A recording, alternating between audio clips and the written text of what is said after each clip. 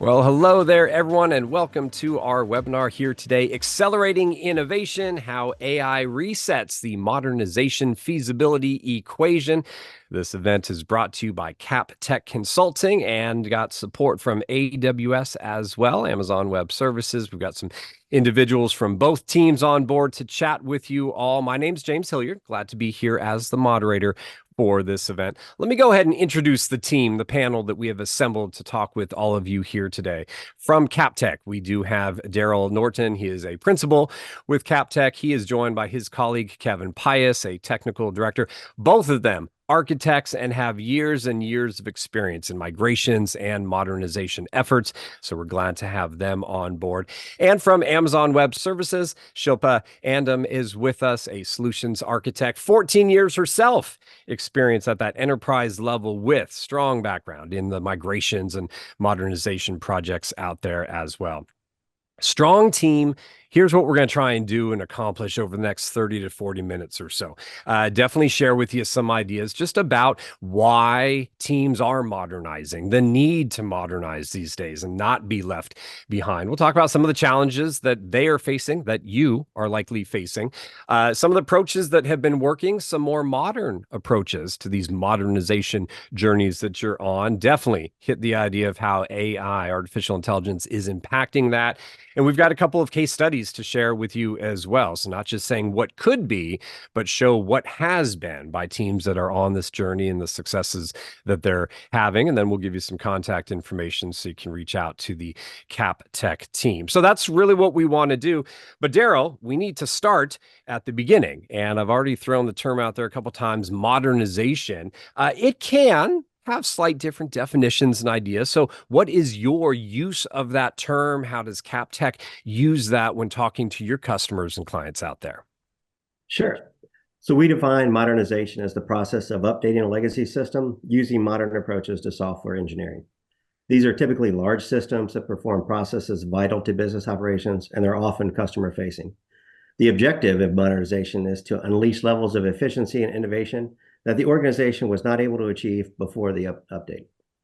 That's pretty much the term that we have been utilizing for the last many years. But the speed of modernization is now changing, especially with the advent of AI there. Is that what you've been experiencing as well? Yes. So when we look at it, customers or clients look at it and they make some sort of evaluation, a feasibility equation, we call it, of whether it makes sense to modernize or not. And before, it was typically always no, right? Because it was either too long, too risky, too costly. But now with AI, it's resetting that entire feasibility equation so that things that were previously no are now a yes. And it'll allow organizations to achieve all the benefits that modernized system brings. I've seen in my conversations over the years, very much the same thing. Either the answer was no, or it was that wait and see. No, not now. We'll do it later. I'm hearing from a lot in the AI space, specifically leaders, thought leaders thinking about what is AI bringing to organizations. And they're saying this is just not one of those inflection points within the technology evolution that we can wait. It absolutely is. You need to be in now, else you really can be left behind. True? Is that what you see? Yes. And, we have a client in the insurance industry, and they have to build around their legacy systems, right? You can't innovate at the speed that you need to in today's world when you have to build around something. You need to modernize it, get it so that it's helping you deliver things and innovate faster for your customers. All right, so let's do this. Let's get Shilpa and Kevin in the conversation. So we know what kind of modernization is. Love talking, Shilpa, about the drivers and not just why companies might want to modernize, but as Daryl was really laying out, it's now a need to modernize now. There's no holding back. So what are you seeing from your vantage point there at AWS of the need for these companies to modernize? Yeah, as James, you and Daryl said, rightly said, innovation has been the key, right? Historically, if you take any of the businesses that have not been innovating as fast as they need to be, or as rapidly as they need to be, have always been losing edge. So if you take a minute to see what does it actually translates to, it usually means that they have to modernize their architectures, right? Or they have to move their landscapes totally from data to application to modernization version of it. Or alternatively, it could be like they have to have a faster release cycles. They have to lower their cost, or they have to have a very good data strategy where they can build a better insights into their customers. So all of this packaged into has been very vital for them to innovate rapidly and move to that modernization approach. As a bottom line, I can say today modernization has to be the wisest investment that the businesses could seek today to have that competitive edge and move along with that fast-paced world today. Yeah. And it is one of those that isn't just because modernization is a journey, is what I would argue. And so it's not that you're just going to do a modernization project and be done. It's really a continual evolution here. And it's something that we've seen, I think, as companies watching the growth of AWS. Your organization continuing to modernize the tools and things. We'll talk about those more in a bit, but just talk a little bit about how you all continue to modernize as well. And I'm sure what you learn from that is something that helps you bring to other customers out there. Yeah, if I clearly hear that from our customers right now, I think according to the reports, we have around 3 trillion market cap that we could capture, that the customers are want to go beyond lift and shift, that they want to modernize, right? And out of it, around 60% of that want to, I think the customers have said out loud that modernization has to be their top strategy according to their businesses. And 70%, I believe, from the Gartner's report want to leverage AI. So as you rightly said, AWS is totally focused and have been building tools and services that you could equip and take it out so that you can adapt Gen AI into your modernization journey. As you said, we can talk about it in a short while, dive deep into it. Kevin, I'm looking at some of these needs on the screen right here.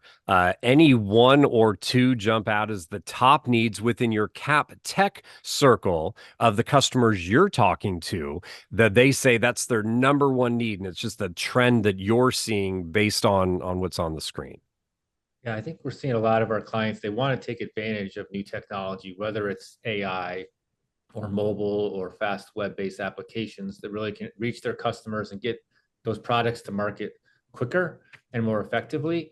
And really, you need that foundation of a modern platform to be able to do that. So as you said, James, this is really the start of a journey, is to build that foundation that then you can be quicker to market. When you have a services-based architecture, you don't have this monolithic system that has to change each time. You can take a piece of it and modernize that, integrate it with new tools, both on-premises custom tools you build, and then especially cloud-based tools and systems as a service that you can do.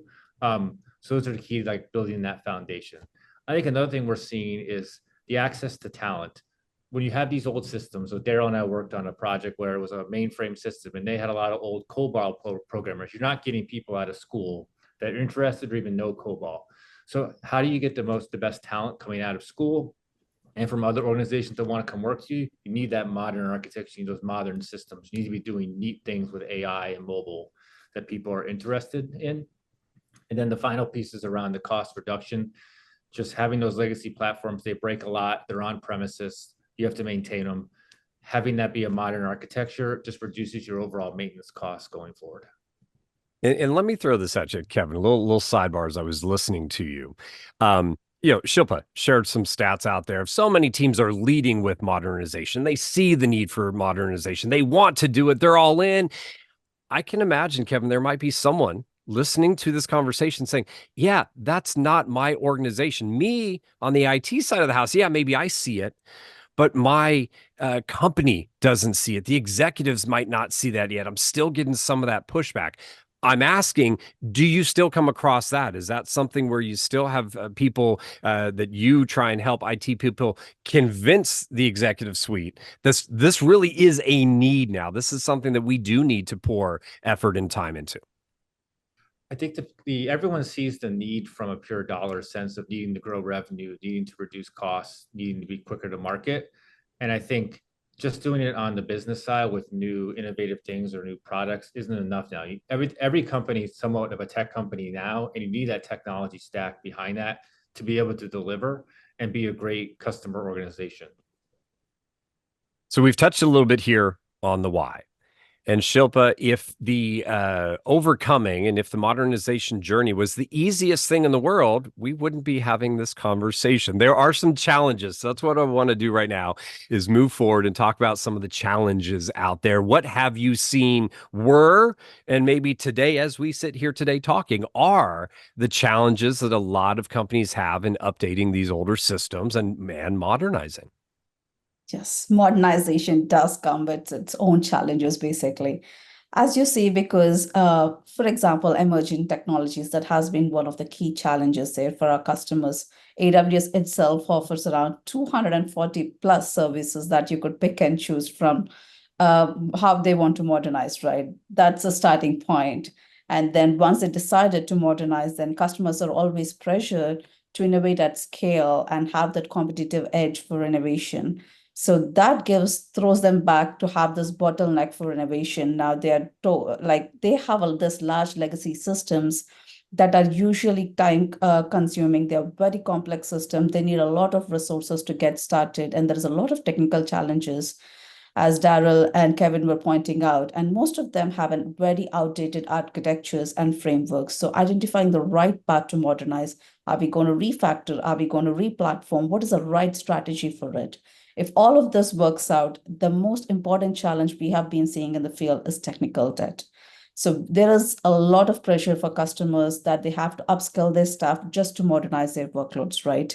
And now enterprises are looking for those right tools and technology that can accelerate this modernization process for them and get this process moving for them. As I'm hearing you speak, it's bringing up a very simple analogy.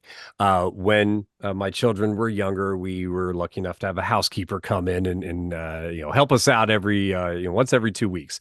But there was the cleanup before the cleanup there. And it sounds like that's the challenge a lot of teams here. And Kevin, love to have you chime in on this, that yes, we have to just get our house in order first before we can even think about modernizing. Because if we start that modernization first, we find out that we don't even have our house in order. We can't vacuum because there are too many Legos on the ground, right?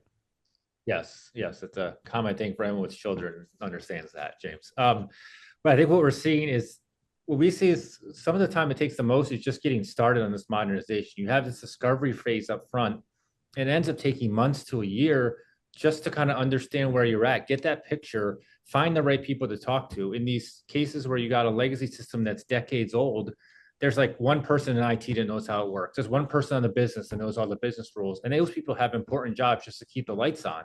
So trying to get time with them to validate these requirements, validate the system architecture, just takes a lot of time to be able to document those requirements, understand, okay, what am I working with here? How do I move forward?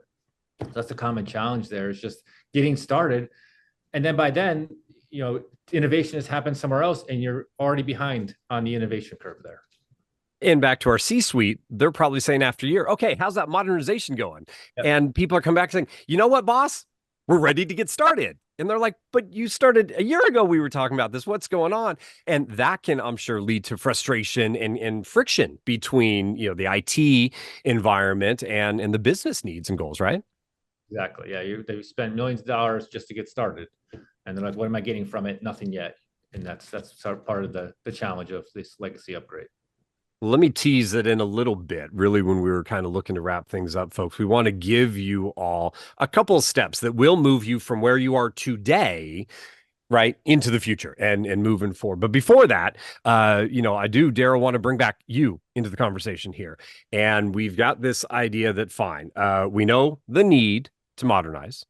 We know that there are challenges out there. Let's talk about how people have been approaching modernization in the recent past and even today, before what we'll be doing here, folks, in just a little bit, is then diving into the AI and what is the most modern approach to modernization. But how have people been doing it right now, Daryl? And are there any limitations to that? Sure. And this focuses on the re-architecture part, right? We're not doing a lift and shift. We're actually modernizing a system. There are two of the most common approaches are code conversion and brute force discovery analysis. You'll see why we call it brute force in a minute. But to set the stage, systems in need of modernization are usually large monolithic systems And just for everyone knows what that means, so that all the logic is interconnected, it's spread throughout the system. It's not cleanly segregated into different domains. The requirements are implicit, so which means they are not documented. So a lot of times you'll hear the phrase, the code is the requirements.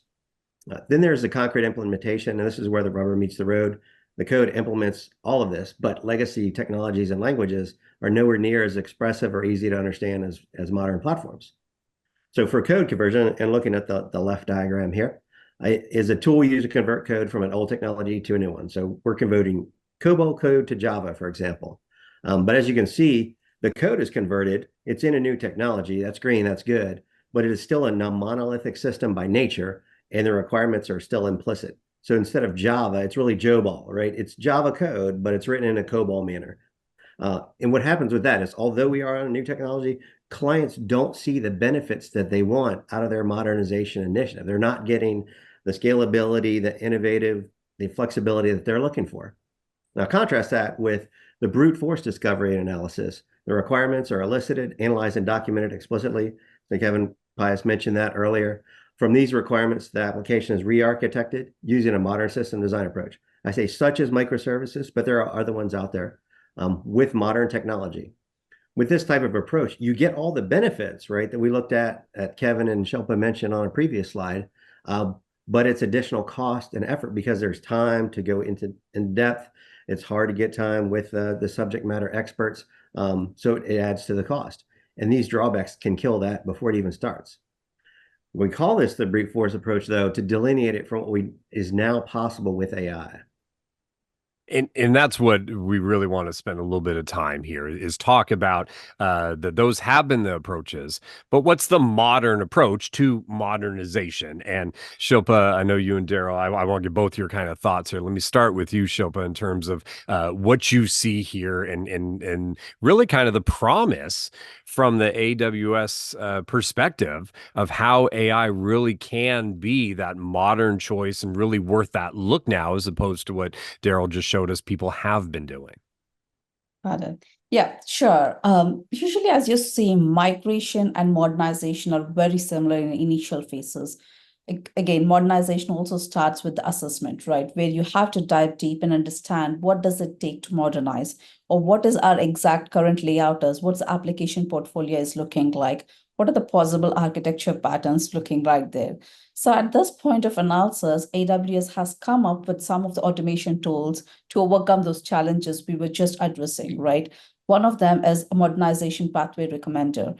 Today, customers could leverage this and just put in their current data and have that recommendation and strategy to give them what would be the better possible position for their application. Could it be a refactor or a re-platform, or if they just want to retain their application right now? And the second tool I just want to bring up in this phase that the customers could leverage is Amazon Q Developer. This is, again, a Gen AI-based application that you could leverage that could explain your code in a plain, simple language. You don't have to have that big technical expertise to leverage this tool again. It can help you build in a plain, simple language and additionally provide insights into the resource allocation. It also helps in diagnosing any vulnerabilities it has and also the common errors. So compiling these two together, put this together, will help you accelerate to that assessment phase and move to the modernization phase. This is where you're actually modernizing your system, either containerizing them or moving them to a microservices or a DevOps process. Again, at this process, you could leverage Q Code Developer that is focused on modernizing and streamlining those application development there. So basically, again, it accelerates your modernization process, helps in code deployment very easily. And lastly, in operationalized phase, this is where you're already deployed your applications. They're modernized and running in the cloud at scale. But at this point, you want to monitor them for optimization. Again, at this point, incompatibility.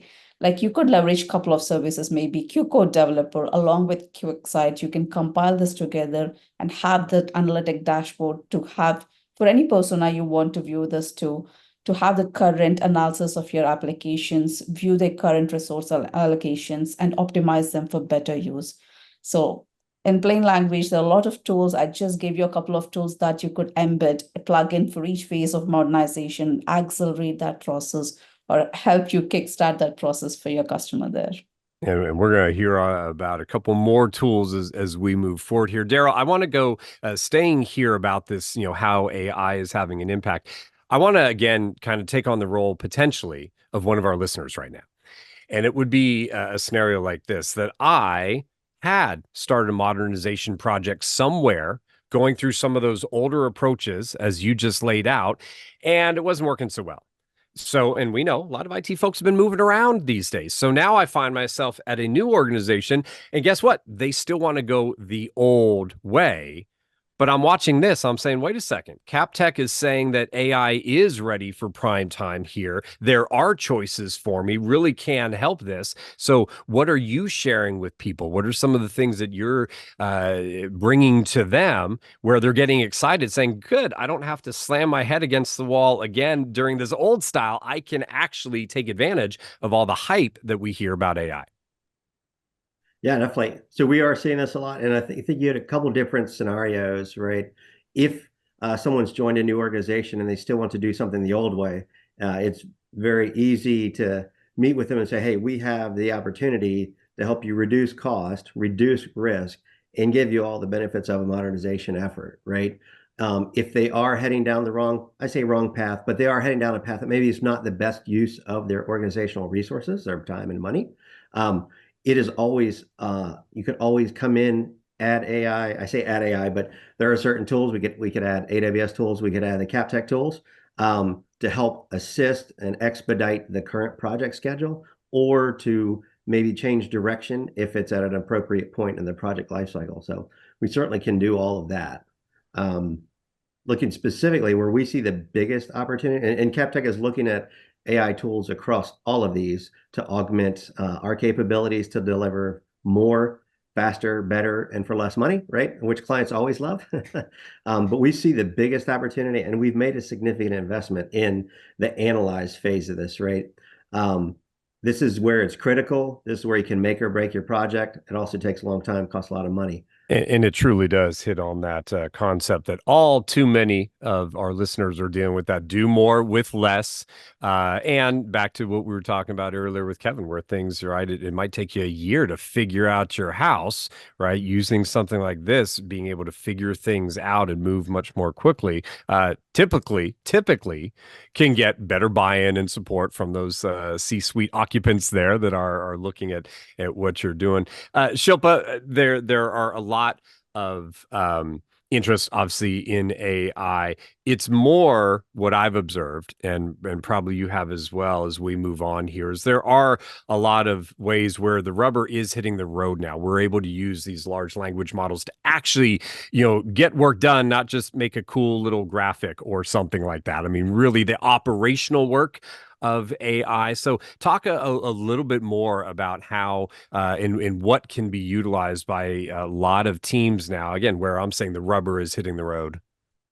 As you rightly said, James, a lot of companies, regardless of the size, it could be a small scale company or it can be an enterprise company, they have been definitely harnessing the power of this large language models combined with this foundational models to yield the bug for the investment there and create those customized use cases for their customers there internally and externally right now. So as you see in the slide or whatever the tools and services, I just want to quickly walk you out where you could embed those generative AI services starting from the infrastructure level, right? For example, there is Amazon Inferentia that you could leverage for running these foundational models and lower the cost by 40%. And you could leverage AWS Premium to help train those models build faster. And we also have EC2 clusters to scale the thousands of GPUs at scale and to get that exascale compute level operations there. And of all, I would definitely want to highlight Amazon Bedrock, which is a self-service managed model today. And it makes your job very easy to build and scale Gen AI application, leveraging the current FM models. Apart from the current services, we also have, if you do not want to actually build or train these models or leverage the FM models or start from the scratch, you could always take the power of Gen AI powered applications that are pre-built applications. For For example, Amazon Q, which is a Gen AI powered assistant there. Again, this could be leveraged to train your business code, or if you want to have a chatbot or want someone to summarize your text, you can leverage Amazon Q there. And if you have a vertical focus, for example, let's say healthcare, if you're in a healthcare industry, we have Amazon Health Scribe that you could leverage to summarize that clinical notes that have a lot of information, medical anecdotals, but still have that privacy and security there. So what I'm trying to get there is there are a plethora of resources and services being offered by AWS, but most of them have been securely and have been leveraging a large industry language models and foundational models that you could pick and choose from and building your customized use cases both internally and externally. Yeah, Amazon is getting started. We keep adding those more FM models and LLMs there. And that I think is the just the highlight of seeing this here is one saying, yes, there are the tools available to people right now, and it's choice on which, where you find yourself as an organization, which type of tool is going to be best for you. And I know Daryl and Kevin, right, as people work with the CapTech team, that's also something that they help do is they can go through as they're working with their team, say, you know what, these might be the right tools for you, etc. Story time. I mentioned at the beginning, we had a couple of case studies. Kevin, we're going to hear from you in a moment, but Shilpa, I'm going to come back to you. And we've said that there are teams that are utilizing modern approaches to modernization. And so we want to share a couple stories now. And these are going to be high level. Again, we can get into deeper depth with future conversations with you all. But Shilpa, why don't you start on the story tell here? Definitely. I'm happy to share the success story of Jonas Fitness. Again, this is a 30-year-old company, a good old AWS customer that has been basically offering integrated payment systems to help gyms and other wellness center manage their membership programs, basically. So what Jonas Fitness have observed is that their company have been running several applications, but most of them have been running on aging old legacy platforms, mainframe platforms there. And this has been stifling their potential for growth. So their tech team got together and they recognized this. But one key thing they wanted to do is they wanted to upgrade their infrastructure, but they want to preserve the functionality of software. So this is where they turned to AWS, and leveraging AWS mainframe refactoring service, they were able to refactor all of those mainframe applications on cloud within no time. So the efficiency was totally there, and the agility at which they were able to scale and deploy and modernize their application was really commendable. The one thing their team called out is they were able to see a reduction in cost by around 90% and totally 100% return on investment within a year. So yeah, this is just one of the success stories. And again, the benefits with modernization are plethora, right? It is going to impact in various different areas of the business. It could be from productivity to cost to efficiency to performance. So it is just a tip of benefits that we had called out today, but modernizing the applications could go a long way in the long run. Yeah. Absolutely. And the return on investment, hearing that is going to get anybody's ear at that C-suite level of saying, hey, let's explore a bit more. Kevin, it's not often these days that I can say in any arena that we can all agree upon something.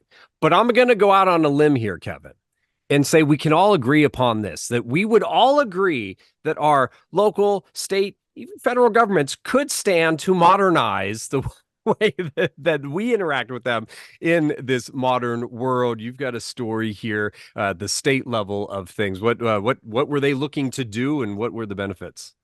Yeah, this is a project that both Daryl and I worked on for a large state pension agency that serviced both local teachers, local employees, state employees. And they were running on a 25-year-old mainframe system that was doing retirement processing and payroll, completely paper-based. Every single retirement had to be reviewed manually by somebody and just keyed into that old green screen system on your mainframe. And they wanted to modernize. They wanted to decrease paper-based processing. They wanted to have it open up customer self-service so retirees and members could do things online. But the technology was really preventing that.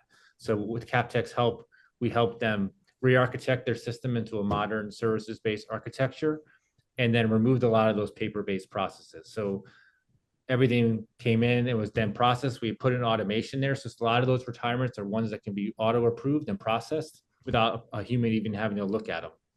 that really allowed time for some of those more difficult retirements for people to have that high touch area, and gave the employees of the pension organization that time to really service the citizens. And then also what we saw a reduction in process time of half time for retirements and other transactions going through. And then we rebuilt their entire payroll system, and that paid 200,000 state retirees each month their pension. And then in the end, it opened up the ability to offer online retirement processing, online things like changing your taxes or your payments and things like that, all done online, to really open up that self-service for the citizens. I hope they've been doing a good job promoting what they did within other state agencies and groups there, because right, if that gets out there, then what a transformation one project can lead to all these others, because again, we're begging for it as folks out there looking at our public sector organizations. Yeah, exactly. Yeah, they were a forefront in technology, and then people were asking them what they did, so they got to share that message to other states as well. Yeah, well, that's good for them, and then ultimately for the citizens, right, of that state. Great for them. Okay, so we've gone a good journey here, folks. And while our slide now says, right, getting started, I want to modify the title of the slide just a little bit. But Kevin, you're still talking to the same idea. It's how do you get started, and or how do you jumpstart? Because we know there are some folks out there listening that they've been trying or they're on some type of path, but because the technology landscape is changing so quickly, now might be a good reset, jumpstart, et cetera. So what are a couple of things, and this is the beginning kind of the end of our conversation, folks, to move you from where you all are today to be a little bit better tomorrow and the next day and the next quarter, and then all of a sudden find yourself really starting to transform in the coming weeks and months ahead. So what are a couple of steps here, Kevin? Yeah, James, I think these steps have been the same for years. I think the exciting part is AI is accelerating these steps and allows it to be done quicker and really get to the end result where you can start designing your future state, building your future state. So the first part is you need to understand your system architecture, both from a system perspective and from a functional perspective. What is the integrations between systems? How does those systems work together? What are your business processes and capabilities? Really understanding that holistically gives you that map to start from. Then we encourage you to break the work down to a feature level. You don't really need to go down to the specific each requirement up front. That takes a really long time. Get to the feature level, get agreement from the leadership that this is what's in scope for this modernization. And then as you build, you can then define those requirements in an agile methodology in an iterative fashion. One thing Daryl talked about is these uncommon scenarios. So if you think about an old legacy system, it's been built over 20 years of a lot of adding to it. And we're asking to modernize in a lot less time than that, obviously. And there are scenarios, like our example of a state pension agency, there were some elected officials, probably about a couple dozen, that had these long lists of rules that were special to them. Maybe you don't need to automate that day one. Focus on the 80% of people that are doing it one way, and maybe it's a manual process. Maybe take a slight step back in that one scenario. But if you try to code for everything, it introduces a lot of time and especially a lot of risk to your code base, where you have to do a lot of regression testing for a very small group of the population. And then the final piece is look for those scenarios for automation. There's a lot of high volume repetitive tasks that can be automated through AI, especially, but even just basic system processing to remove that manual touch and let your employees and your customers focus on those high value items instead. Before we move on to some contact information, that's the Cap Tech kind of next steps. And these are some things you want to make sure you're checking off. Shilpa, you've got a ton of experience. You get to have these conversations and observe other companies that have been on this journey that are going through here. A tip or two from you, again, to move us a little bit forward so that we're a little bit better tomorrow than we were yesterday.